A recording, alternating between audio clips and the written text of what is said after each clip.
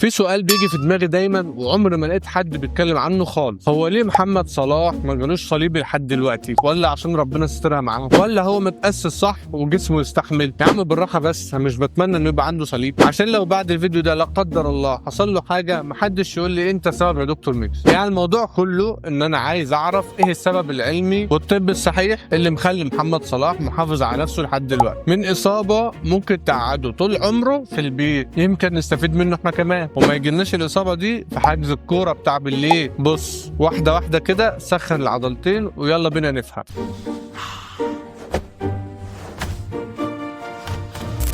في البداية كده أي رياضة في الدنيا بيبقى معرض للإصابات، خصوصا بقى في الكورة، لأن الكورة مشترك معين بتجري فيه في خط مستقيم. الموضوع فيه التحامات وسرعات كتير، غير كمان الترنات اللي اللاعب بيعملها مع الكورة وطريقة الجري بتاعته اللي بيغير فيها اتجاهه فجأة. عشان كده هتلاقي لاعيبة كورة كتير الإصابات دمرتها. عندك مثلا رونالدو، واحد من أعظم اللعيبة في التاريخ، أهو ده جاله 2 صليبي على الأقل. ويا عم نروح بره ليه؟ عندك لعيبة مصرية، أحمد حجازي مثلا عامل 3 صليب، وعندك النادي الاهلي عنده لعيب بيجي له صليبي كل 3 وخميس، واللي هو كريم فؤاد. فالناس اللي جالها صليبي دي بيجي لها ليه؟ عشان هم ما خدوش سكه الوقايه خير من العلاج. تعالوا نبص بقى على شكل الرباط الصليبي الامامي واللي اختصاره ACL، وده بقى موجود جوه مفصل الركبه. وظيفته الاساسيه انه يثبت الركبه ويمنع عظمه الرجل ان يحصل لها انزلاق لقدام، وكمان يتحكم في الحركه اللي كلها دوران. بس في مشكله ان الرباط ده حساس جدا، واي تحميل غلط عليه او حركه مفاجاه مع ان العضلات كمان مش جاهزه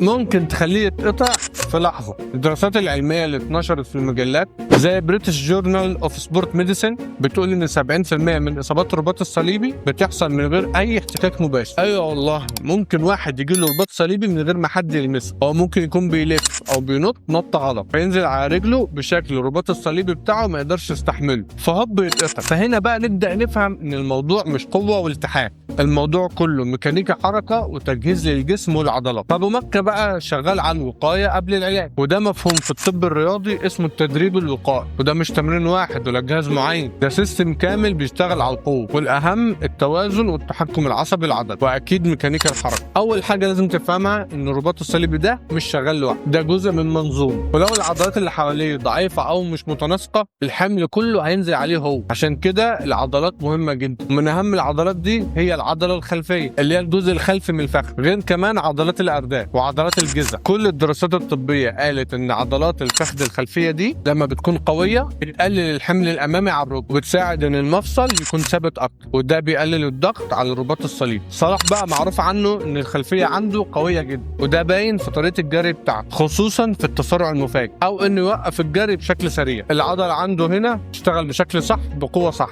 وده الفرق بينه وبين اي لعيب تاني بيتصاب. وفي نقطه مهمه جدا غير نقطه القوه، وهي ميكانيكا الهبوط، ودي طريقه نزول اللاعب على الارض بعد ما ينط لفوق. في ابحاث كتير جدا اتعملت في جامعات كبيره في امريكا قالت ان اخطر وضع على الركبه ان اللاعب ينزل وركبته لجوه. الوضع ده اسمه ني فالجس، وده بقى مع دوران بسيط بيزود خطر قطع الرباط الصليبي. عشان كده لما تيجي تبص على الكينج مو هو بينط لفوق وينزل بعد كده على الارض هتلاقي ركبته مستقره ومش داخله لجوه، والحمل متوزع على الفخذ والمؤخره والكعب، مش مركز على مفصل الركبه بس. وده بقى مش نوع حركه طبيعي، ده هو متدرب عليه من خلال تمارين اسمها تمارين القوه الانفجاريه، ومعاها تدريب تاني للتحكم العضلي العصبي. هنا جسمه بقى فهم ان دي الطريقه المناسبه للنزول، وده حصل في جزء من الثانيه. ولو انت فاكر انا دايما بقول لك ان جسمك ذكي جدا، حط بقى على الكلام ده شكل دوران الجسم. يعني لما بنلعب كوره وانت جسمك بيلف يمين او شمال، الحاجات دي كلها محتاجه جذع قوي وحوض ثابت، لان ده لو مش موجود نسبه الرباط الصليبي عندك هتزيد. عشان كده عضلات البطن واسفل الظهر والحوض مهمين جدا، وده باين جدا في شكل الفورمه بتاعت صلاح اللي في ناس كتير جدا فاهمه ان هي معموله للمنظر، لكنها في الاساس معموله عشان تحميه من اخطر اصابه في الدنيا. عشان كده برامج التدريب ديت مهمه جدا، لانها بتقلل نسبه حدوث الرباط الصليبي 50%، وده رقم كبير جدا جدا جدا في عالم الاصابات الرياضيه. لكن هل التمارين بس لوحدها هي اللي تخلي الواحد يحمي نفسه من الرباط الصليبي؟ لا طبعا، التغذيه شيء مهم جدا. عشان كده هتلاقيني انا دكتور علاج طبيعي وتغذيه في نفس الوقت، لان الرباط الصليبي ده مش عضله، ده نسيج المكون الاساسي بتاعه كولاجين، وعشان جسمك يبني كولاجين بروتين قوي، محتاج بروتين كفايه وطاقه كفايه، ده غير الفيتامينز والاملاح المعدنيه زي فيتامين سي والزنك والنحاس. عشان كده هتلاقي محمد صلاح اكله بسيط بس نضيف، كل بقى بروتين وخضار وفاكهه، حاجات تدخله طاقه مناسبه للمجهود اللي هو بيعمله. ده غير بقى النوم اللي هو اهم عامل من عوامل نمو العضلات، لان النوم في اوقات صح بيعمل اعاده افراز لهرمون النمو. اما بقى قله النوم بترفع هرمون الكورتيزول، وده الهرمون اللي بيسبب التوتر العالي، فبالتالي بيأثر على الكولاجين ووضعه في الانسجه. عشان كده محمد صلاح ما جالوش صليبي لحد دلوقتي، وده مش بسبب الحظ ولا بسبب ان في 100 مليون مصري بيدعوا له. الموضوع كله سيستم كبير، تدريب وقائي واكل مظبوط ونوم كويس،